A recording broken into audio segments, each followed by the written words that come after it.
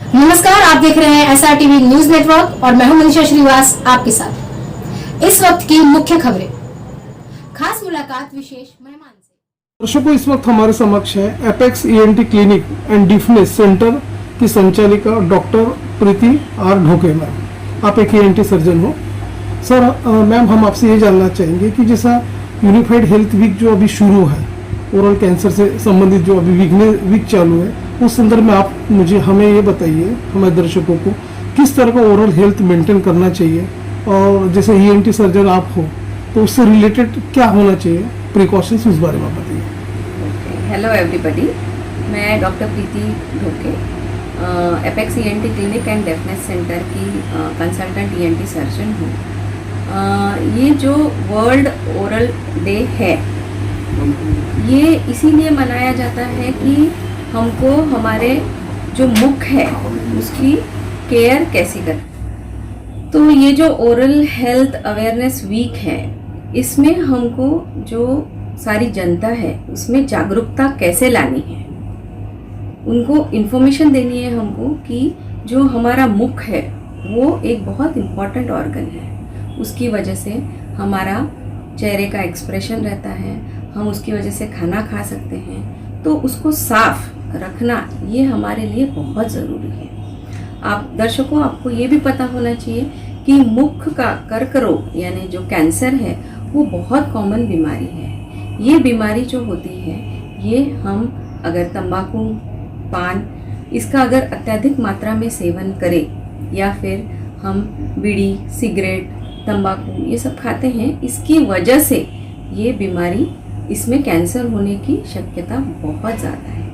ऊपर से अगर हम अल्कोहल भी लेते हैं तो इसकी वजह से भी ये जो बीमारी है ये आपको हो सकती है। तो अपनी जीवन शैली बहुत ज़रूरी है ये कैंसर को रोकने के लिए।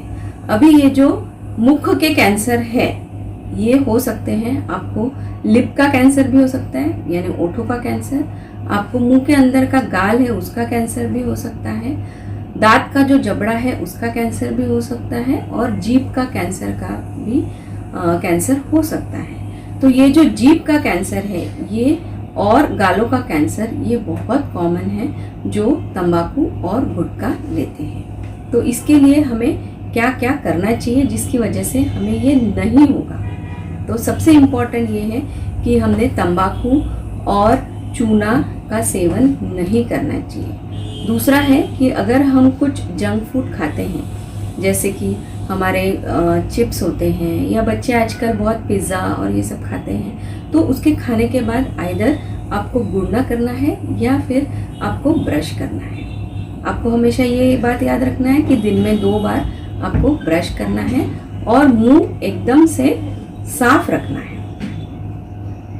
आप ये भी बताइए मैम, जो ओरल कैंसर के जो पेशेंट है, पर्टिकुलरली जो इलिटरेसी की वजह से ये कंजम्पशन करते हैं, वो वाइन का या तंबाकू प्रोडक्ट्स लेते हैं, सुगंधित सुपारी, तो उसके पर्टिकुलर कॉजेज क्या है, क्या लक्षण होते हैं, किस तरह से वो डिटेक्ट किया जाता है, उस बारे में बताइए। अच्छा, कैंसर कैसे डिटेक्ट करते हैं?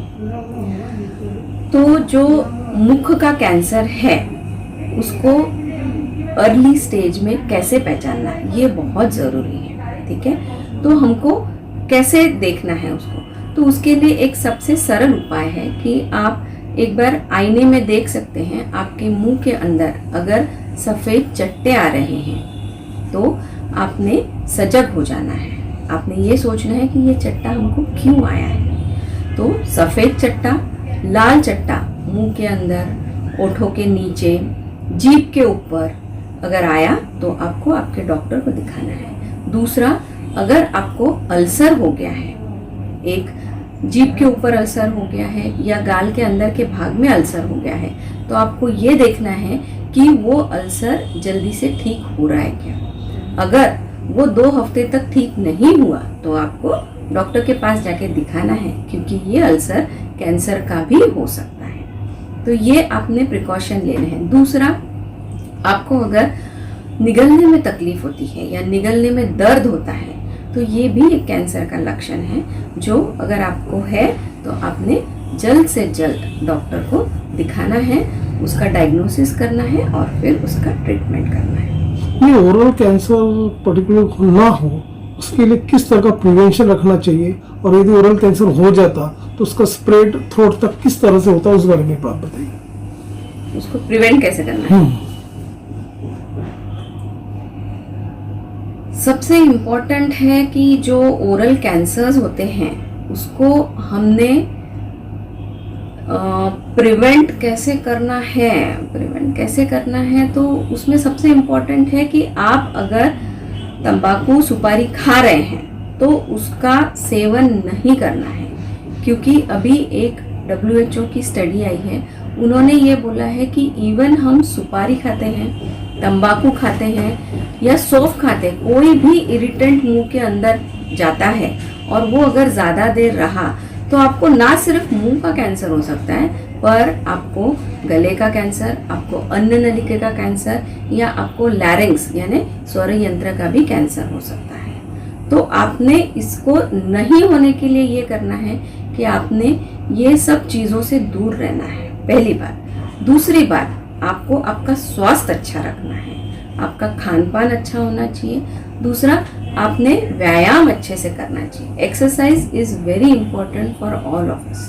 तो व्यायाम करना चाहिए, खान पान का ख्याल रखना चाहिए और इन सब चीज़ों से दूर रहना चाहिए। मुख कैंसर से जो ग्रस्त पेशेंट जो होते हैं, यदि वो 3rd या 4th स्टेज तक आ जाते हैं निग्लिजेंस की वजह से, तो उनका ट्रीटमेंट किस तरह से होता है, उस बारे में बताइए। देखिए, ये जो मुख का कैंसर होता है वो अगर इनिशियल स्टेज पे डायग्नोज हुआ, मतलब स्टेज 1, स्टेज 2, तो इसका ट्रीटमेंट बहुत अच्छे से हो सकता है।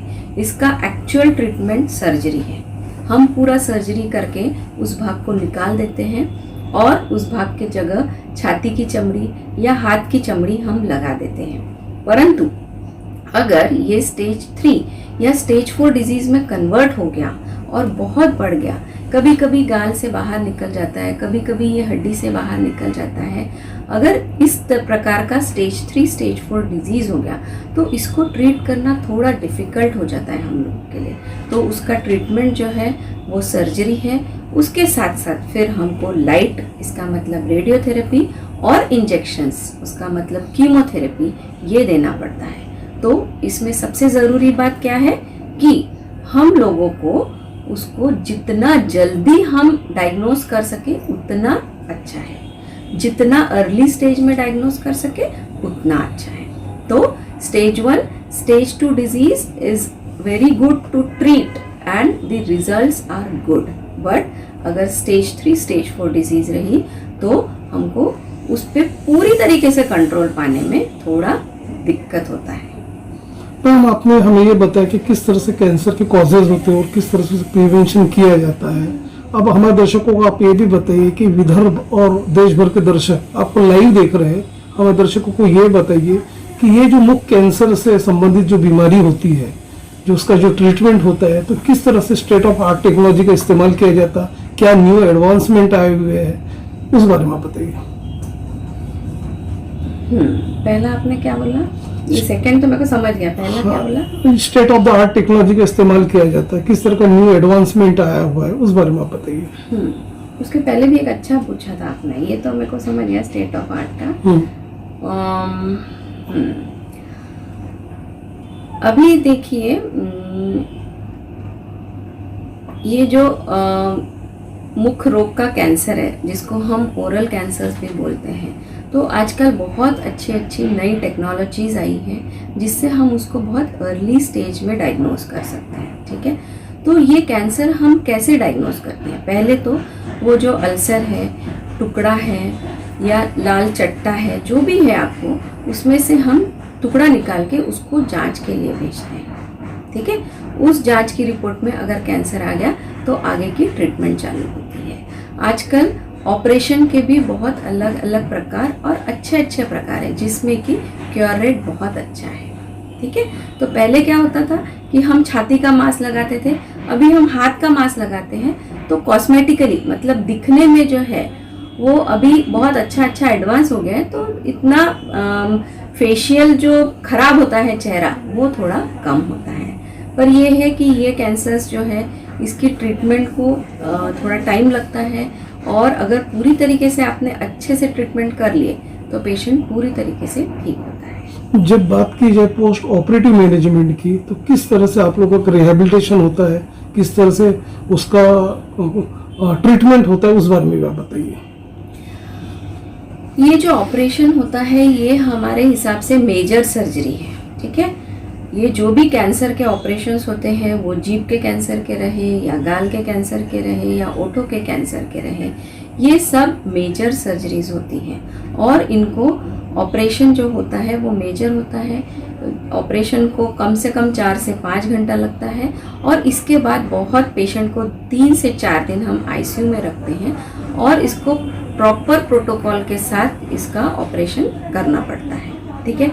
और जो पेशेंट्स है वो, उनकी अगर हिम्मत अच्छी रही, वो बहुत पॉजिटिव रहे, तो बहुत अच्छे से वो ट्रीटमेंट होता है, ठीक है। अभी इसका पोस्ट ऑपरेटिव केयर आपको इतना डिटेल में तो हम बता नहीं सकते हैं, पर ऐसा है कि हिम्मत अच्छी रहे, पेशेंट पॉजिटिव रहे, तो ऑपरेशन बहुत अच्छा होता है, और आईसीयू का इनको 3-4 दिन का लगता है स्टे। एपेक्स ईएनटी क्लिनिक जो कि मनीष नगर में स्थित है, तो आपके क्लिनिक में किस तरह की स्पेशलिटी अवेलेबल है, उस बारे में हमारे दर्शकों को आप बताइए। हमारे क्लिनिक में एक्चुअली हम ईएनटी सर्जन हैं और एक head and neck cancer surgeon है, तो हमारे यहाँ पे सारे कैंसर की ट्रीटमेंट पूरी तरीके से होती है। वो भले ही ओरल कैंसर रहे, अन्न नलिका का कैंसर रहे, या स्वर यंत्र का कैंसर रहे, या नाक का कैंसर रहे, ये हम पूरी सुविधा देते हैं। दूसरा, हमारे यहाँ पे कान की पूरी सर्जरीज होती है, और गले की, टॉन्सिल की, नाक की रूटीन सर्जरीज भी होती है। कैंसर शब्द बोले, कर्क रोग, तो एक जनमानस में एक फियर फैक्टर निर्माण हो जाता है, एक दहशत आ जाती है। तो ऐसे जो लोग दहशत में है, एक एज अवेयरनेस के रूप में आप उनको क्या मैसेज दोगे? इस दुनिया में जब भी किसी को बताया जाता है कि हमको कैंसर हुआ है, तो सबसे पहले तो सामान्य आदमी को डर जाता है, लेकिन आपको ये ध्यान रखना है कि कैंसर बीमारी जो है उससे डरना नहीं है, उससे लड़ना है। अगर हम उससे डरे तो हम उसको हरा नहीं पाएंगे, ये सबसे ज़रूरी है। हिम्मत रखनी है, और अगर आप अर्ली स्टेज में हैं तो आप पूरी तरीके से ठीक हो सकते हैं। सो कैंसर से बिल्कुल डरना नहीं है। आप हिम्मत रखेंगे तो आप एक दिन बिल्कुल कैंसर के बाहर आ सकते हैं। इसीलिए सभी कैंसर के पेशेंट्स को मैं निवेदन करती हूँ कि उन्होंने हिम्मत रखनी चाहिए, हिम्मत से काम लेना चाहिए। आज या कल आपका कैंसर ठीक होने वाला है। इस वक्त सुप्रसिद्ध ईएनटी सर्जन डॉक्टर प्रीति ढोके मैम ने जो समुपदेशन दिया हुआ है, हमारे दर्शकों को आपने बताया हुआ है, बारीक बारीक जानकारी दी है मुख्य कैंसर के बारे में। आप हमें, हमारे दर्शकों को ये भी बताइए कि आपका जो क्लिनिक से संपर्क करना चाहे हमारे पेशेंट, या आप आपसे परामर्श लेना चाहे, तो पर्टिकुलर कहाँ पे उन्होंने संपर्क करना चाहिए, कहाँ आपका क्लिनिक स्थित है, उस बारे में बताइए। हमारा जो ये apex ENT clinic and deafness centre है, ये नागपुर शहर में मनीष नगर एरिया में है। अगर आपको इसका कांटेक्ट करना है या अपॉइंटमेंट लेनी है तो आपको एक तो गूगल में भी आप सर्च कर सकते हैं एपेक्स ईएनटी नाम से, या फिर आप डायरेक्टली हमको फ़ोन भी कर सकते हैं।